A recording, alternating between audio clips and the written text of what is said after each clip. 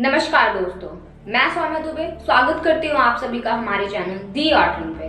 हाजिर हूँ आप सभी के सामने सुप्रीम कोर्ट की याचिका पे एक सुनवाई से संबंधित खबर लेके। जी हाँ, सुप्रीम कोर्ट में एक याचिका दायर की गई थी जो कि जुड़ी हुई थी दिव्यांग लोगों के टीकाकरण के केंद्र तक जाने में आ रही दुविधाओं से संबंधित। और इसी पे सुप्रीम कोर्ट ने इस याचिका की सुनवाई करते हुए केंद्र से कई सारे सवाल पूछे। केंद्र से पूछा कि आखिर वो ऐसी क्या क्या सुविधाएं दे रही हैं, ऐसे क्या क्या उपाय कर रहा है दिव्यांग लोगों की मदद करने के लिए जो आसानी से अपना टीकाकरण करवा सके। और इसी दलील देते हुए केंद्र ने ये कहा कि उसने ऐसे बहुत सारे कदम उठाए हैं जिसमें दिव्यांग लोगों की मदद करने के लिए बहुत सारे प्रावधान बनाए गए हैं। केंद्र ने ये भी कहा कि टीकाकरण कोई जोर जबरदस्ती का कार्य नहीं है, टीकाकरण के लिए जागरूकता फैलाई गई है, पर इसे कभी भी जबरन किसी के ऊपर थोपा नहीं गया है। केंद्र सरकार ने अपनी दलील में एसओपी का भी जिक्र किया। केंद्र ने ये बताया कि हमने ऐसा कोई भी एसओपी जारी नहीं किया गया है जो कि वो टीकाकरण का जो प्रमाण पत्र होता है उसे किसी भी उद्देश्य के लिए अनिवार्य बताए।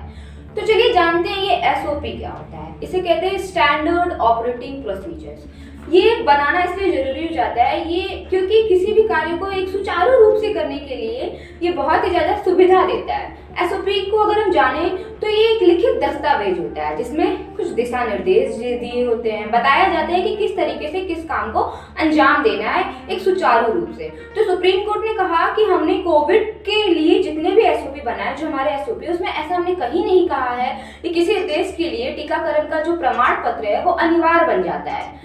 और ये जो बात हो जाती है कि मास्क लगाना है और जितनी भी कड़ाई बढ़ती जा रही है कोविड को लेके, उसके लिए जो दलील दी गई है केंद्र सरकार द्वारा, वो केंद्र सरकार ने ये कहा है कि मास्क लगाने की जो परंपरा है ये कोई केवल भारत देश में नहीं हो रहा है, ये एक अंतरराष्ट्रीय संगठनों के द्वारा एक ये जागरूकता फैलाई गई है, जैसे कि विश्व स्वास्थ्य केंद्र हुआ या और भी जो बड़े बड़े संगठन हुए हैं उनके द्वारा ये चीज कही गई है, निर्देश दिए गए हैं कि मास्क लगाया जाए और ये जो विश्व स्तरीय महामारी है इनसे बचने के उपाय हैं। तो इसलिए मास्क लगाने को और जो कड़ाई है कोविड को लेके उसे बरतना जरूरी हो जाता है। पर अगर बात करते हैं वैक्सीनेशन की और उसको लगवाने के लिए जो भी जोर जबरदस्ती की बात सामने आ रही है, इससे खुद को केंद्र ने दरकिनार किया है और विश्वास दिलाया है सुप्रीम कोर्ट को कि हाँ, ये बात जरूरी है कि वैक्सीनेशन से काफी लाभ हो रहा है, वैक्सीनेशन से इस कोविड की जंग को जीता जा रहा है। और इसीलिए केंद्र ने कहा है कि जागरूकता फैलाई जा रही है और इसे और भी सुविधा दिया जा रहा है कि जो नहीं पहुंच पा रहे हैं, जिन्हें दुविधा हो रही है,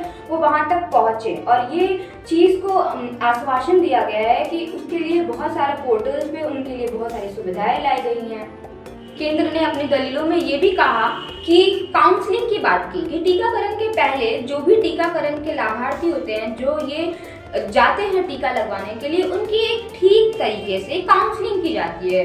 उन्हें इससे संबंधित जितनी भी जानकारियां होती है वो दी जाती है। उन्हें बताया जाता है कि इसके पश्चात उनके साथ क्या क्या चीज़ें होंगी, उनके साथ कुछ ऐसी चीज़ हो सकती हैं जो कि उनके स्वास्थ्य को लेके उन्हें अलग लगे, उन्हें अटपटा सा लगे। तो ये जितनी भी चीज़ें होती हैं उन्हें सब बताया जाता है, इसके फायदे, इसके लाभ, इसके नुकसान या फिर इससे जुड़ी जो सतर्कता बरतनी है, ज़्यादा बाहर नहीं जाना है या जो भी चीज़ें हुई, ये सारी चीज़ें काउंसलिंग के समय टीकाकरण के केंद्र पे भी बताया जाता है। और काउंसलिंग से ये चीज़ें उन्हें ये आश्वासन दिया जाता है, उन्हें आश्वासित किया जाता है कि हाँ, जो भी उन्हें टीकाकरण से किस प्रकार का लाभ होगा। तो ये भी दलील केंद्र ने रखी कि जबरन किसी भी चीज़ को वो ऐसे नहीं थोप रही है किसी के भी ऊपर, बस एक जागरूकता के तहत ये सारी चीज़ों को वो कार्य में ला रही है।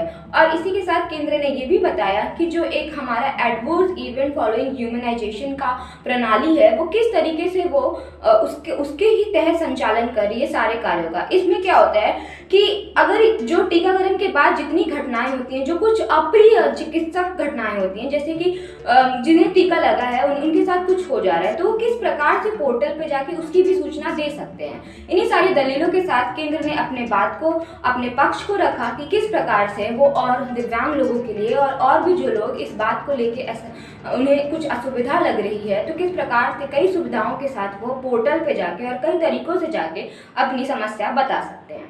बने रहे हमारे चैनल के साथ। धन्यवाद।